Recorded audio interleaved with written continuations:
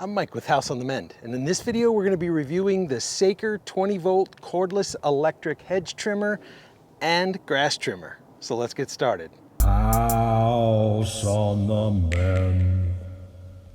Now, I'm not paid nor sponsored by Saker. I did previously review their mini electric chainsaw, which is excellent and works on the same battery platform. So Saker merely reached back out to me and offered to send me this device for free for my independent review. We're gonna do all sorts of testing. I'm gonna take you through an overview of exactly what comes in the package, how to work it.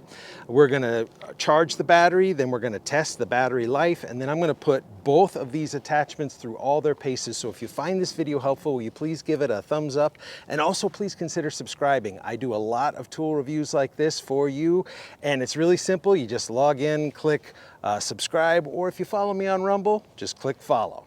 All right, let's get to the unpackaging.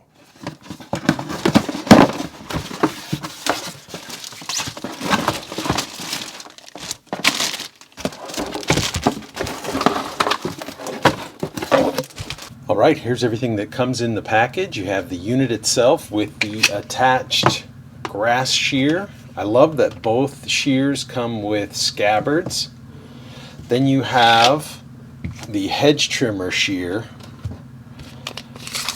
Now, the glaring thing I notice is how short it is. It's about 9.5 inches, actually about 9 inches of cutting space. So that's less than half of your standard 20 to 22 inch hedge trimmer. So that's a real consideration how long it's going to take you to cut if you have a lot of shrubs like we do here.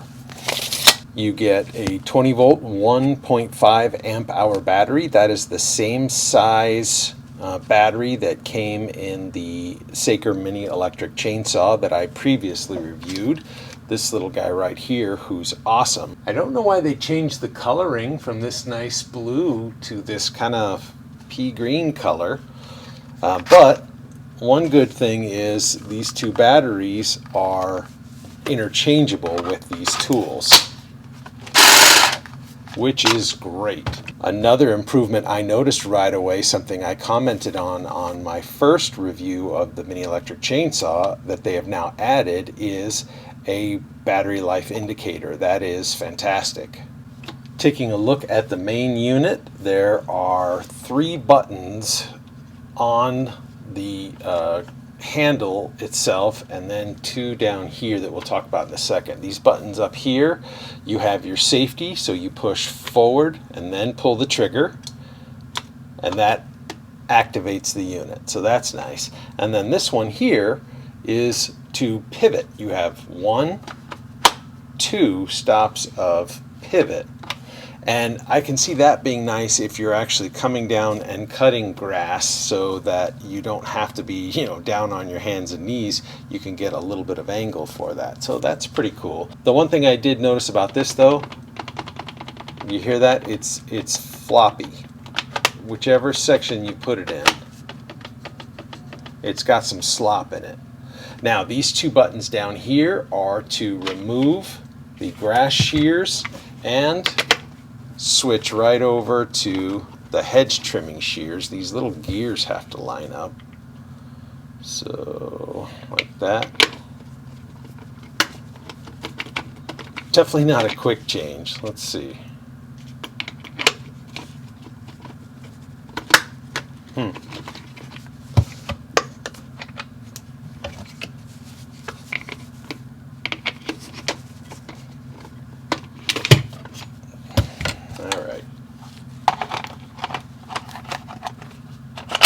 This isn't safe, but maybe if I pivot it around a little, it'll fall in there.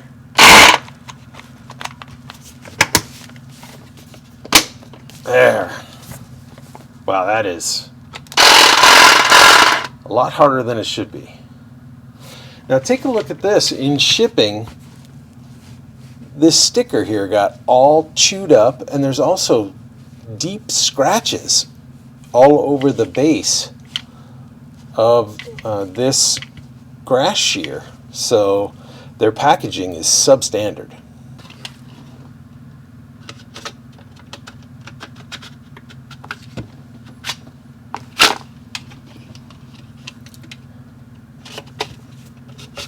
The scabbard is really hard to put on. It seemed like it came off a lot easier. Do we have to maybe pivot it a bit?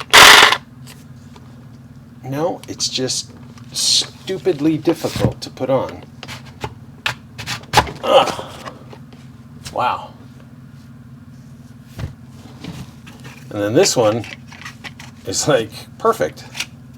Hold on, it was my fault. I had it upside down. You're actually supposed to have the open slot be for these bolts on top. And once you do that, it comes right on and off. But you can see if you do it the wrong way, you can have plastic everywhere. Well, since the battery has all 3 available bars showing, it shouldn't take too long to charge it. All you have to do is plug it in, and then there's a little like stereo jack right here. Goes right up to the top. And we get no indication on the battery itself, but as you can see right here, let me slide that up for you. The charger turns red when you plug it in, so it will indicate green once it's fully charged. So I'm going to set my timer and see how long that takes. Alright, green light means we are fully charged. It took 1 hour and there is no discernible heat from the charging process. Alright, let's see how long the battery runs when we have the grass clippers on under no load.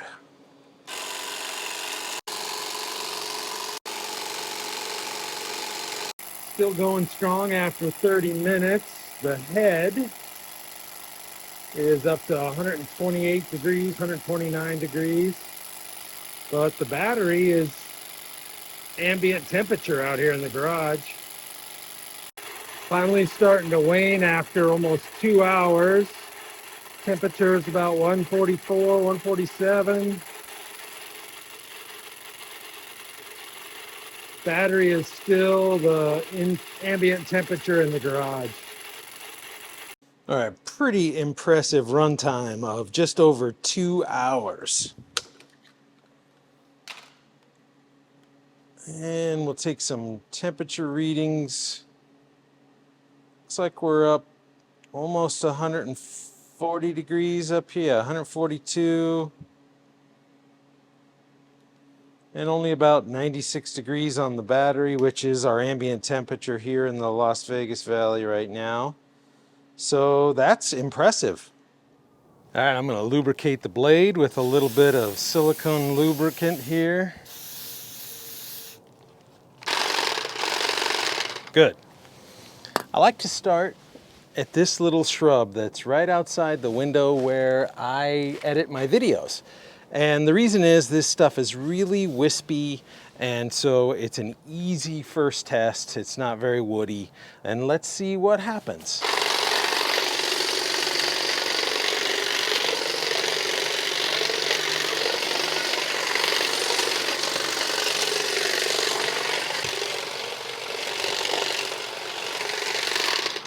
All right, so unlike when we're in an enclosed room and in my little light box, you can really get a feel for the noise coming out of a gardening tool when you're outside using it.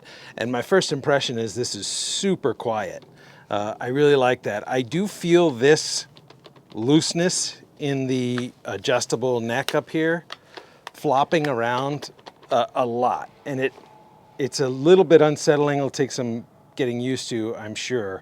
I love that it's one-handed. It's very well balanced. I don't feel that it's pulling down too much. However, if you look right around the area where you do hold it, it is weighted forward. It's probably more balanced with the grass clipper on, but it's so lightweight, it really doesn't bother you that much.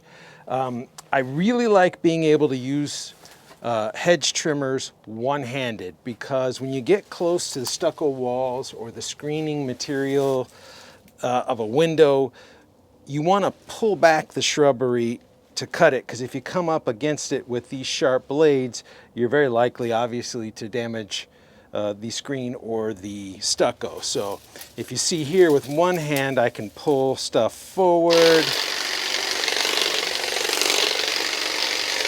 get in there really easily while the other hand is doing the cutting. All right, everybody passes this test. Let's move on and try some other things that are a little bit more stout.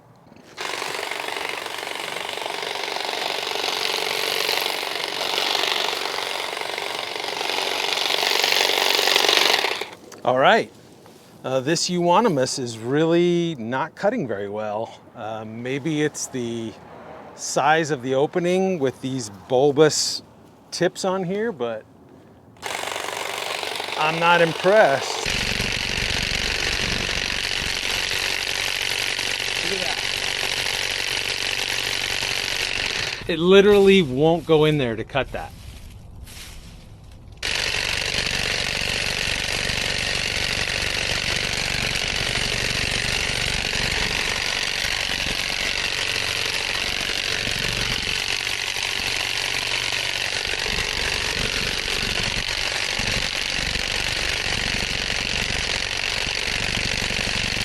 Doing fine on rosemary. Box elder.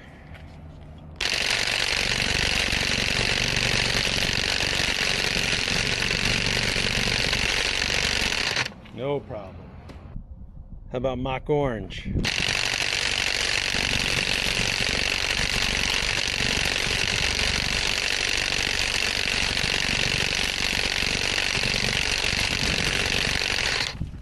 Yeah, not very good.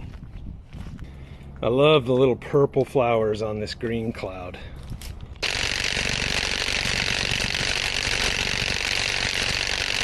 Yeah, the new growth that sticks up over the top is no problem. How about these guys sneaking right up over the top of this wall?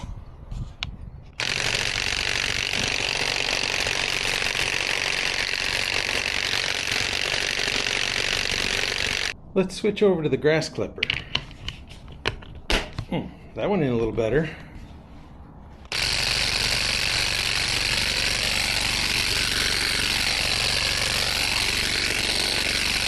It's just pushing it away.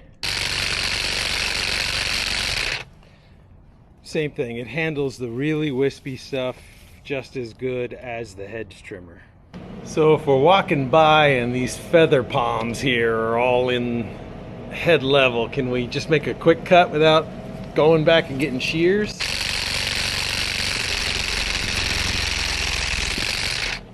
Yeah, it's got to work at it.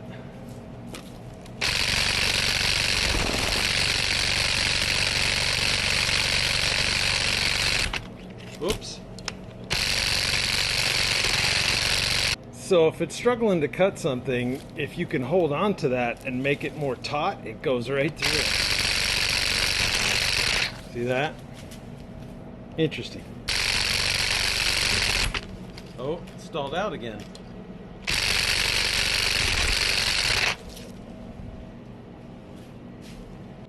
This is all fake turf, so I don't have a lot of grass to try it out on, but let's go over here to our lantana and see if we can dress up this overgrowth here.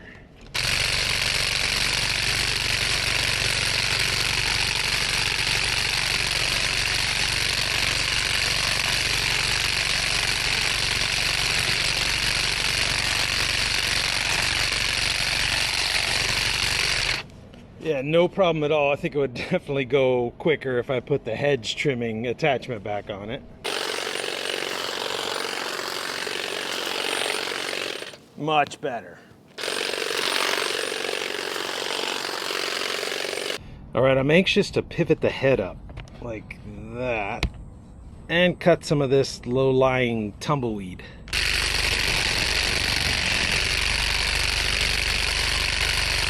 Pretty good. Yeah, that does real good. How about this old dead woody stuff that used to be tumbleweeds? Easy, got it all.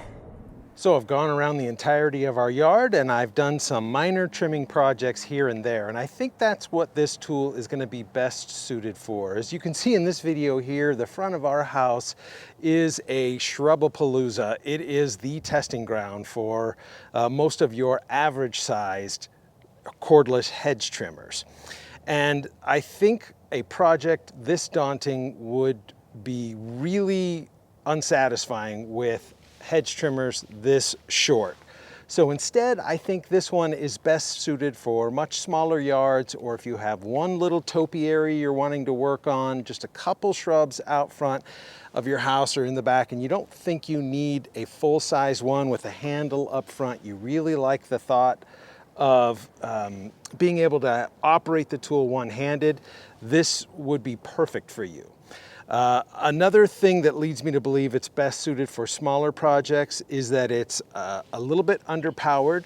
The openings are purposely smaller than normal hedge trimmers, and it struggles getting woodier things in there or bushier items in there, but it did great on our rosemary, on our green clouds, on our mock orange, and the little wispy trumpet vine, as you saw. The battery power is fantastic.